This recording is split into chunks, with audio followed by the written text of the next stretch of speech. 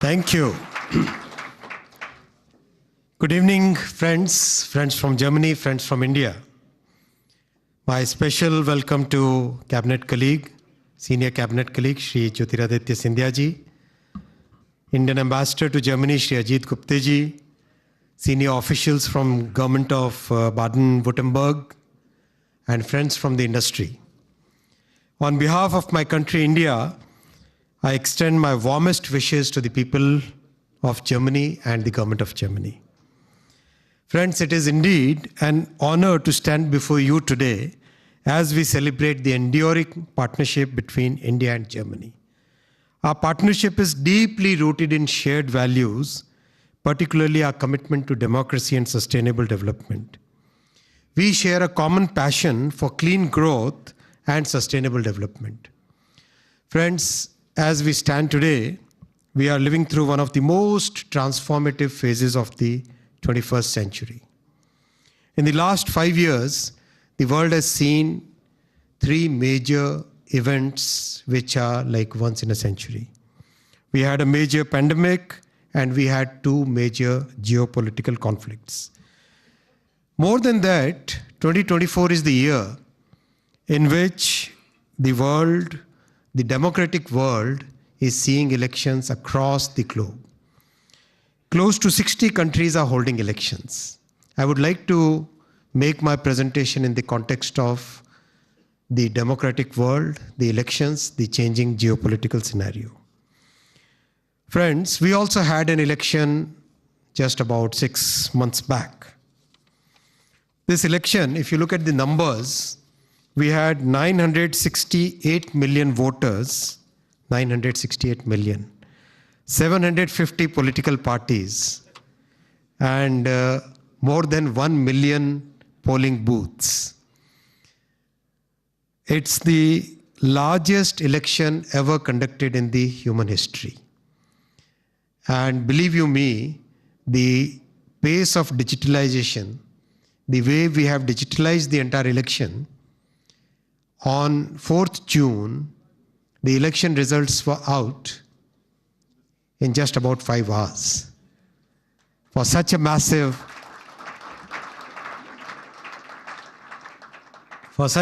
exercise. What's important is that our ruling coalition, the National Democratic Alliance, in which the Bharatiya Janata Party, BJP, is the biggest constituent, that was re-elected for the 3rd time consecutively. And this kind of thing has happened only once in 6 decades in India. In a democracy as vibrant as Indian democracy is, getting re-elected for the 3rd term shows the confidence that the people have in the policies, in the work, in the way these policies were executed by Prime Minister Shri Narendra Modi ji, whom you are going to hear tomorrow. India voted for stability and continuity. The electoral success is basically an endorsement of the 10 years of transformative change. 10 years ago, when Prime Minister Shri Narendra Modi ji took the responsibility for governing the country, for leading the country, India was the 10th largest economy in terms of GDP. At that time, Indian economy was frequently referred as one of the fragile 5 economies. Public confidence in institutions was low. There was an overall negative outlook in the country. Today, just in a decade, we are already the 5th largest economy in terms of GDP. And by the end of this decade, by 2030, we would be the 3rd largest economy in the world.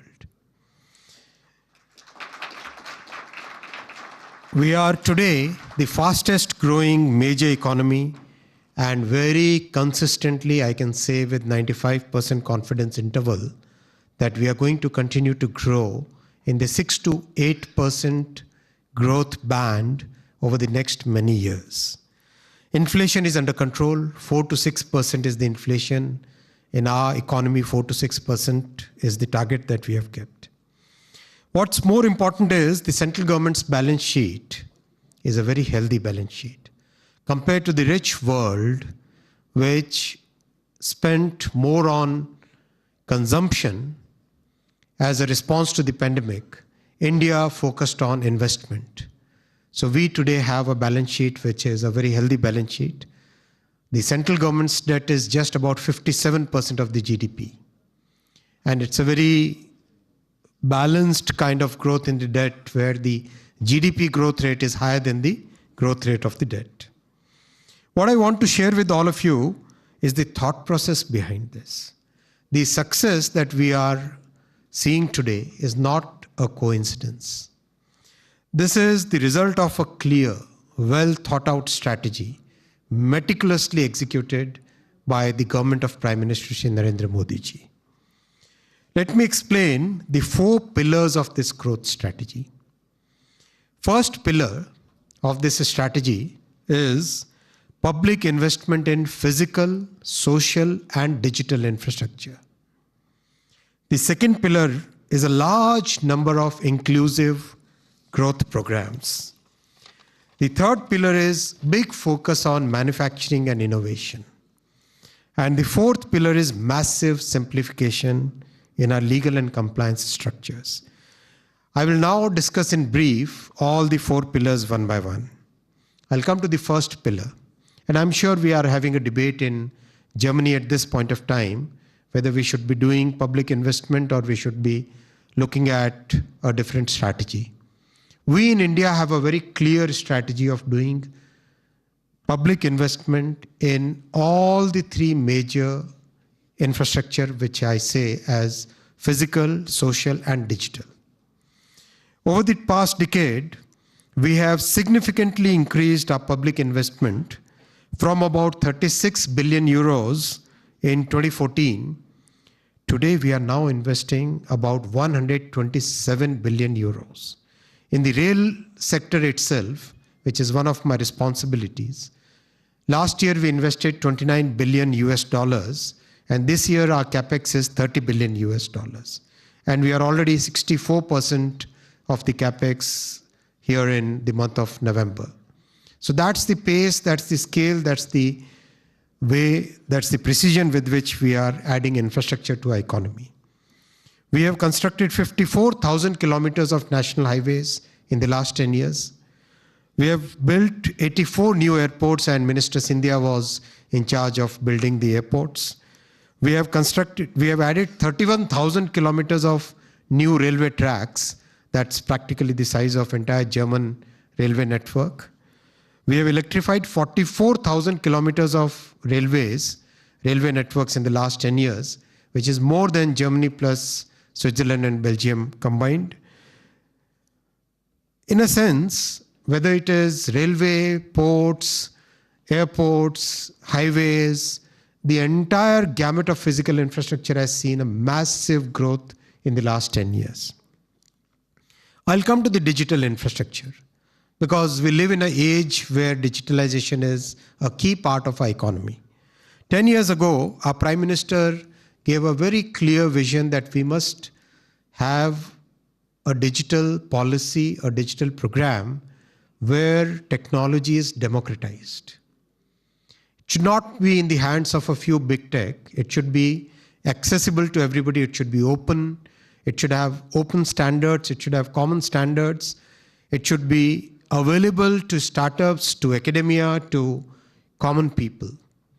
And that created, that thought, that vision created the Digital India program, in which today we have solution after solution where the basic tenets of democratizing technology are followed, and we have solutions at a population scale.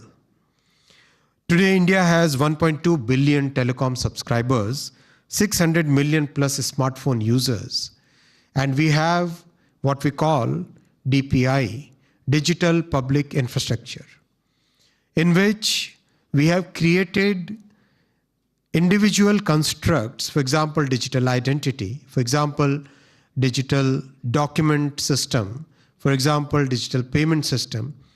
Each of these systems are very powerful in themselves, but when combined together, they have a potential of solving population scale problems in a very effective way.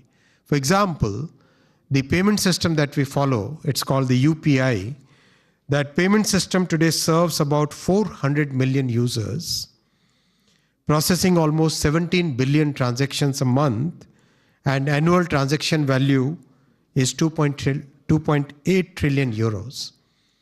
What's important is the settlement time for funds to get transferred from one account to another is consistently less than 2 seconds. Consistently less than 2 seconds.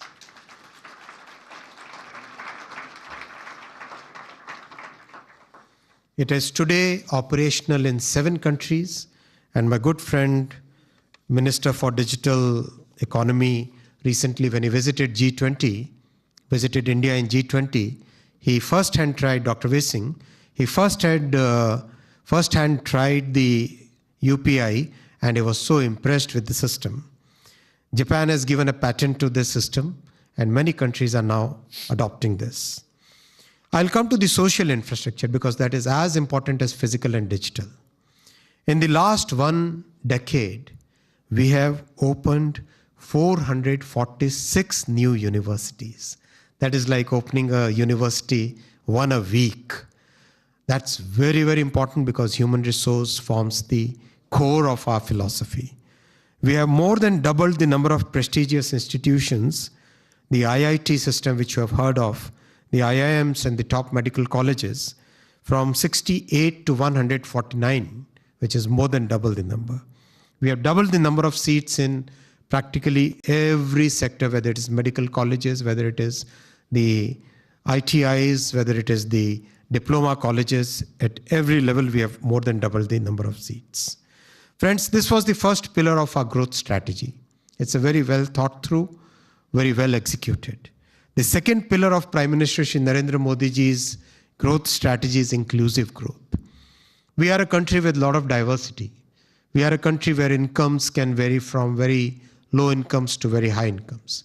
So it's very important that in a society like this, we take care of the people at the bottom of the pyramid. So our Prime Minister took very focused measures, very clearly defined measures which transform the lives of the people at the bottom of the pyramid. I'll share some numbers with you. In 10 years, we opened 540 million bank accounts. That's more than the population of whole of Europe. 540 million bank accounts. So that many people got into the formal banking system. Imagine the power that comes with it. Savings, access to credit, access to so many other ways of growing your own business, growing your economic activities. We have a public housing program in which we have built 40 million houses for the poor families. We have given free cooking gas connections.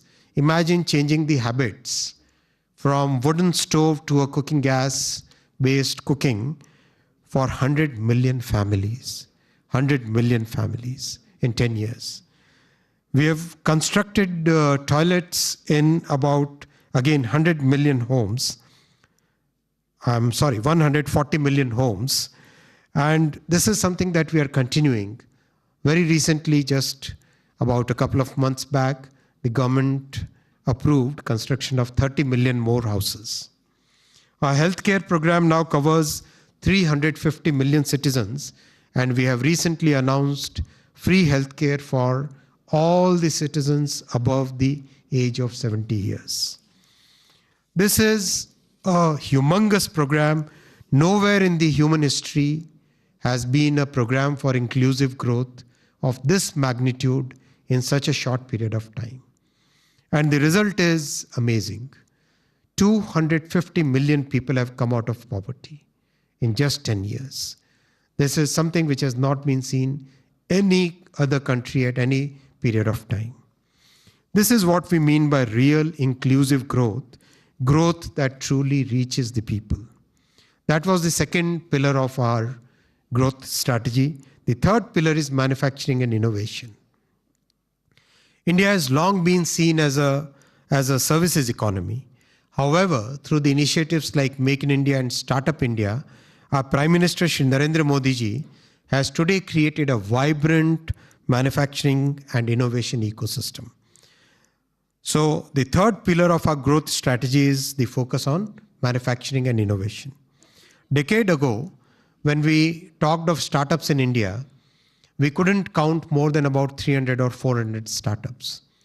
Today we have more than 150,000 startups in the country, and more than 100 unicorns, which is more than probably a large continent.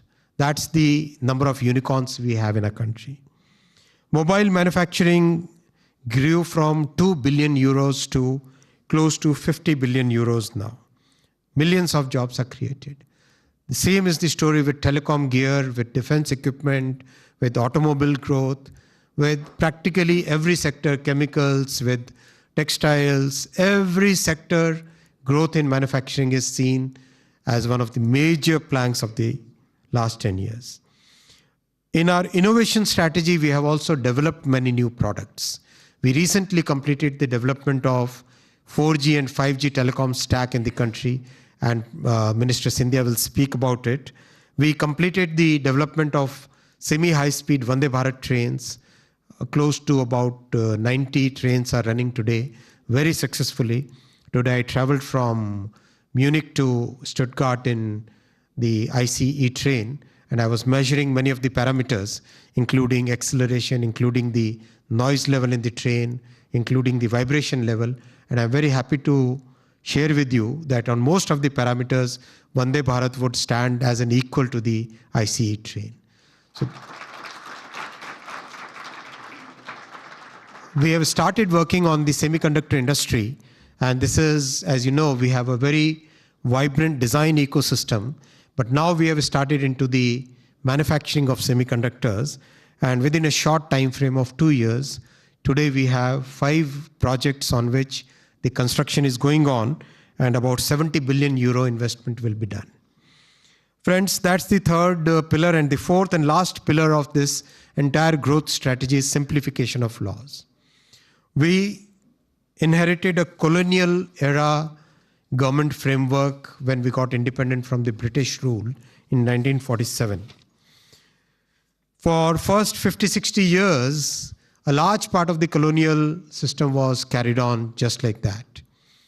Our Prime Minister took up a mission called Minimum Government, Maximum Governance, and Freedom from the Colonial Mindset. So these two programs helped us remove more than 1,500 laws, archaic laws, from the statute book.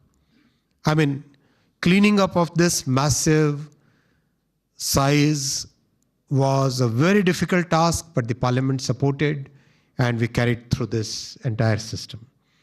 We also removed about 40,000 unnecessary compliances. There is a whole series of new legislations, whether it is in the telecom sector, digital sector, whether it is in shipping sector, whether it is in pharmaceuticals, in industrial sectors. Everywhere the colonial laws are being replaced with brand new laws which are in tune with the times today. Friends, these are the 4 pillars on the basis of which our growth story is there today. And that's why, because this is a very well thought through, very well executed strategy, we can say with a very high level of confidence that India will continue to grow in the range, in the band of 6 to 8% real for the coming at least 4-5 years minimum, and certainly beyond that, because of the very strong foundation that is being built. Our Prime Minister has always emphasized that while we continue to grow, we must make sure that our environment footprint is very well maintained. Today, even though we are just about $3,000 per capita GDP, we are a country which have taken so much effort on increasing the clean energy power generation capacity that you would be surprised. And in fact, in last year in Davos, I asked this question to an audience, how much would be the green power generation capacity in India? The answer which came was about 7% max. But friends, that number is 45%. 45% of our 200 gigawatt power generation capacity today comes from green energy. And that commitment is very strong. We are one of those few countries which have completed the COP commitments well before time. And Indian Railways, which carries 2.5 crore, that is 25 million people, correct? No? 25 million people every day, and actually 7 billion people every year. We are going to be net zero by 2030, well before that. So those kind of commitments are the commitments with which we are working. I'll close by saying that the success of our government reflects the fact that good economics can also be good politics. When the policies, the economic execution that is in tune with the way people think, and it makes a difference in people's lives at all the strata and all sectors, then the politics works for us, economics works for us. To my friends in Germany, I would say that we have all witnessed a shift in the global supply chains. We have seen the impact of pandemic. Practically every industry has seen it. We in India offer you trust, talent, and stability. We are a country which believes in democracy. We are a country which respects IP rights. We are a country which is open-minded, which is always believing in multilateralism and believes in rule-based international order. We welcome you all. Please come over, see for yourself what kind of transformation is happening there. Come invest in India. We offer a vast pool of talent and the world-renowned capabilities in IT and design. This is once-in-a-decade opportunity for you. This is an opportunity which will help you grow. This is a win-win for all of us. Take advantage of our unique demographic and democratic strengths. Friends, thank you very much for inviting me here today, and special congratulations to TV9 for organizing the Global Summit in Germany, in Stuttgart here. After championing local media, now you are truly becoming global. Congratulations to you. To all my German friends, I extend a heartfelt invitation to visit India and witness the transformation, experience our curry, and experience I understood that something has become very popular here in Germany. Kya hai? Mango lassi. People told me that people are like, everyone is asking for mango lassi here. That's good. So this 5,000-year-old civilization welcomes you. Thank you very much. Vielen Dank. Thank you very much. Minister Vaishnav, request you to please stay on stage, requesting Mr. Barun Das and Mr. Rowan Casper to please present the minister with a jersey from Germany as well as a shawl from India. Ladies and gentlemen, big round of applause.